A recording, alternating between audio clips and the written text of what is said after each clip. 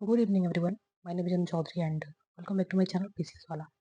I hope कि इससे पहले आपने इंट्रोडक्शंस के वीडियोस देख लिया होगा। और इंट्रोडक्शंस के वीडियोस अगर आपने नहीं देखा है तो प्लीज़ इंट्रोडक्शंस के वीडियोस को देखिए। और उसमें कुछ क्वेश्चंस मैंने आपसे पूछे थे जो कि बहुत इंपॉर्टेंट है इस सीरीज़ को कंटिन्यू रखने के लिए।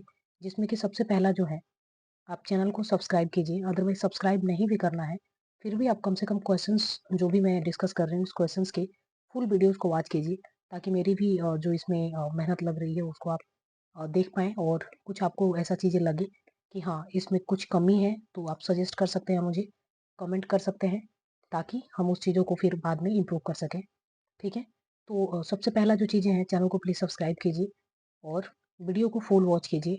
चैनल सब्सक्राइब कीजिए या नहीं कीजिए लेकिन वीडियो को फुल वॉच कीजिए। कोई भी अगर आपका फीडबैक है तो प्लीज़ कमेंट कीजिए।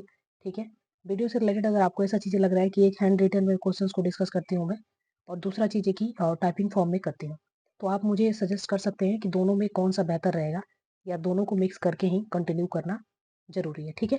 तो ये इंट्रोडक्शंस के वीडियोज़ आई होप कि मैं उम्मीद कर रही हूँ कि आपने इस इंट्रोडक्शंस के वीडियोज़ को देख लिया होगा। इससे पहले मैं आपको बता दूँ कि अगर आप मेरे चैनल पे न्यू हैं तो पॉलिटी के भी सारे क्वेश्चंस जो थे, उन सारे क्वेश्चंस को यूपीपीएससी की मेंस में जो क्वेश्चंस पूछे गए थे उन सारे क्वेश्चंस को मैंने टैकल कर दिए हैं और उसके लिए एक प्लेलिस्ट भी क्रिएट कर दी है। उसके बाद से देखेंगे ज्योग्राफी, तो ज्योग्राफी के भी क्वेश्चंस को भी मैंने ऑलरेडी सारे क्वेश्चंस को कर लिए हैं और करके इसके लिए भी एक प्लेलिस्ट मैंने क्रिएट कर दिया है। तो अभी तक पॉलिटी और ज्योग्राफी के सारे क्वेश्चंस को मैंने डिस्कस कर दिए हैं यूपीपीएससी प्रीलिम्स के लिए मेंस आंसर राइटिंग, कैसे बॉडी पार्ट में आप लिखेंगे, कैसे इंट्रोडक्शन होगा, क्या कंक्लूजन होना चाहिए, उन सारी चीज़ों को बहुत ही डिटेल्स में सारी चीज़ों को मैंने 2 प्लेलिस्ट में बताए हुए हैं। इसके आज की इस वीडियो में जो मैं डिस्कस करूँगी वो हिस्ट्री के क्वेश्चंस होंगे और ख़ास तौर पे यूपी स्पेशल्स के भी क्वेश्चंस कुछ होंगे हिस्ट्री से रिलेटेड, और एंशिएंट, मेडिवल और मॉडर्न और art and cultures plus society के भी कुछ क्वेश्चंस आपको देखने को यहाँ पे मिलेंगे। ठीक है? तो 20 से 25 क्वेश्चंस होंगे और उन सारे क्वेश्चंस को हम यहाँ पे एक-एक करके डिस्कस करेंगे। जैसे कि यहाँ पे क्वेश्चन आप देख सकते हैं, फिर ये क्वेश्चंस है सारे, फिर उसके बाद से ये क्वेश्चंस है। तो इन सारे क्वेश्चंस को एक-एक करके हम डिस्कस करेंगे। तो फिलहाल में आज के इस वीडियो में हमारा हिस्ट्री का डे 1 है, जिसमें कि हम क्वेश्चन नंबर 1 को डिस्कस करेंगे। और क्वेश्चन नंबर 1 में जैसे कि आप देख पा रहे हैं यहाँ पे, describe the cultural significance of Prayagraj in ancient India. यानी कि कल्चरल सिग्निफिकेंस क्या है प्रयागराज का इन एंशिएंट इंडिया में। प्रयागराज में आपको पता है कि महाकुंभ अभी चल रहा है, तो इससे तो आपको पता ही है कि कल्चरल सिग्निफिकेंस उसका बहुत सारे देखने को मिलेगा। ठीक है? तो किसी भी चीज़ को सबसे पहले हम क्या करते हैं, इंट्रोड्यूस करते हैं। तो इंट्रोड्यूस ये चीज़ें अगर आप मेरे चैनल पे न्यू हैं तो ऑब्वियसली आपको ये चीज़ें पता हो भी सकता है, नहीं भी हो सकता है। अदरवाइज़ बहुत बार मैं इस चीज़ को डिस्कस कर चुके हूँ कि किसी भी चीज़ को कैसे आप इंट्रोड्यूस करेंगे। तो किसी भी चीज़ को अगर इंट्रोड्यूस आप करते हैं तो इंट्रोड्यूस करने के 3 तरीके होते हैं। सबसे पहले या तो आप डेफिनिशंस दे दीजिए, या फिर किसी डाटा से शुरुआत कर सकते हैं, या फिर कोई जो है रिपोर्ट्स वगैरह जो होती हैं उससे आप शुरुआत उस चीज़ की कर सकते हैं। ठीक है? तो यहाँ पे मैंने एक इंट्रोडक्शन छोटा-सा बनाया हुआ है। उस इंट्रोडक्शन से आप इसमें कुछ डिफरेंट भी चीज़ें लिख सकते हैं, जैसे कि मैंने जो बनाए हुए हैं यहाँ पे इंट्रोडक्शंस इसके लिए। उस इंट्रोडक्शन में ये चीज़ें हैं कि Prayagraj formally known as Allahabad, Prayagraj को पहले इलाहाबाद के नाम से जाना जाता था, जो कि कल्चरल सिग्निफिकेंस के लिए एंशिएंट इंडिया में जाना जाता था। ठीक है? और ये लोकेशंस भी स्ट्रैटेजिक लोकेशंस भी है जो कि कॉन्फ्लुएंस पे है किसके, तो गंगा, यमुना, सरस्वती के जो रिवर है इसके कॉन्फ्लुएंस पे बना हुआ है।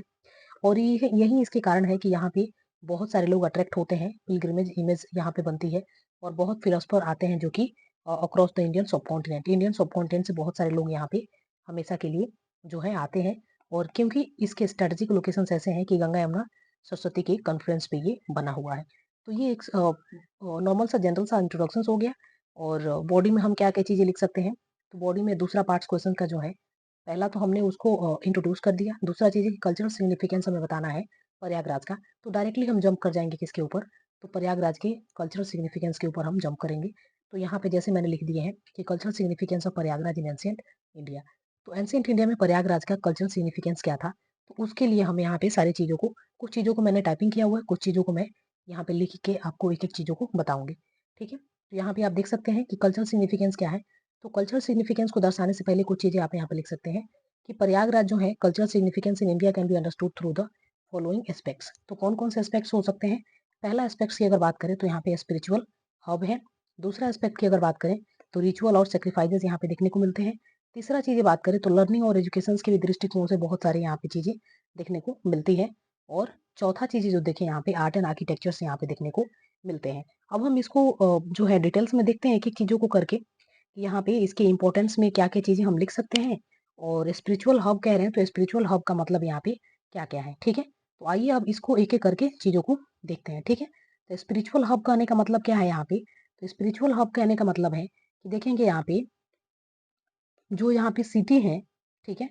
The city was a major spiritual centre, ठीक है? अट्रैक्टिंग द सेजेस, जैसे कि मैंने आपको बताया कि attracting the sages, philosopher and pilgrimage from from across India, ठीक है? तो यहाँ पे देखेंगे आप, इसको हम क्या बोल सकते हैं, पहला जो हमारा था स्पिरिचुअल हब। स्पिरिचुअल हब से रिलेटेड चीज़ें जो हैं यहाँ पे लिख सकते हैं। दूसरा जो हमारा था, दूसरा क्या था? तो दूसरा था रिचुअल एंड सैक्रिफाइसेस। तो रिचुअल एंड सैक्रिफाइसेस के बारे में क्या लिख सकते हैं? तो आइए देखते हैं रिचुअल एंड सैक्रिफाइसेस। तो रिचुअल एंड सैक्रिफाइसेस के बारे में क्या लिख सकते हैं? तो रिचुअल सैक्रिफाइसेस के बारे में लिख सकते हैं कि Prayagraj was a site for the various ritual and sacrifices. Prayagraj को आप देखेंगे तो प्रयागराज क्या है? वेरियस रिचुअल्स और सैक्रिफाइसेस के लिए जाना जाता है, जिसमें कि आप देखेंगे अश्वमेधा यज्ञ, अश्वमेधा यज्ञ। अश्वमेधा यज्ञ के बारे में आपने जो है ऑब्वियसली पढ़ा होगा किसमें? हिस्ट्री में, हम एंशिएंट हिस्ट्री में पढ़ते हैं, आर्ट एंड कल्चर में भी पढ़ते हैं। खासतौर पे अश्वमेधा एक यज्ञ के बारे में हम एंशिएंट हिस्ट्री में, वैदिक कल्चर में पढ़ने को हमें मिलता है, ठीक है? पावरफुल रिचुअल्स यहाँ पे आपको देखने को मिलते हैं। उसके बाद से कुछ इंपॉर्टेंट चीज़ें अगर बात करें, तो और इंपॉर्टेंट चीज़ें आपको यहाँ पे देखने को मिलेगा, जिसमें कि learning and educations, learning and educations. तो लर्निंग एंड एजुकेशन सेंटर कैसे हैं, इसके बारे में देखते हैं। तो लर्निंग एंड एजुकेशन सिटी के सेंटर के बारे में बात करें, तो यहाँ पे सेवरल जो है एंशिएंट यूनिवर्सिटीज आपको देखने को मिलेंगे, सेवरल एंशिएंट यूनिवर्सिटी। यूनिवर्सिटी जैसे कि स्कूल ऑफ थॉट्स के बारे में बात कर सकते हैं, including the Prayag school of philosophy. यहाँ पे including Prayag school of philosophy आपको देखने को मिलेगा, including Prayag school of philosophy, Prayag school of philosophy देखने को यहाँ पे आपको मिलेगा। उसके बाद से चौथा हमारा जो एस्पेक्ट था, आर्ट एंड आर्किटेक्चर्स।